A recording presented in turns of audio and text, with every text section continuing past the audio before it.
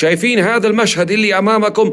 هذه هي حاملة الطائرات USS براهام لينكولن، واحدة من 3 حاملات طائرات تتجه إلى الشرق الأوسط، ولكن حتى الآن لا يوجد أي تقرير يفيد بوصول إحداها إلى المنطقة. ولكن الأخبار تتسارع خلال الساعات القليلة الماضية، ابتداء بأنباء تفيد بدخول المرشد الإيراني الأعلى السيد علي خامنئي إلى شبكة أنفاق محصنة تحت الأرض، ومن يدير المشهد في إيران الآن هما نجليه، ومعلومات استخباراتية وصور صادرة عن تتبع حركة الملاحة الجوية تكشف عن نشاط مكثف لطائرات نقل عسكرية تصل إلى إيران. ببساطة جسر جوي بين إيران والصين وروسيا وبيلاروسيا. أما الكيان يعيد فتح وترميم ملاجئ الستينات على الحدود الأردنية تحسبا لسيناريو أمني يتضمن هجوم بري من قوات صنعاء. وطهران ترفع في ساحة الثورة جدارية كشفت عنها اليوم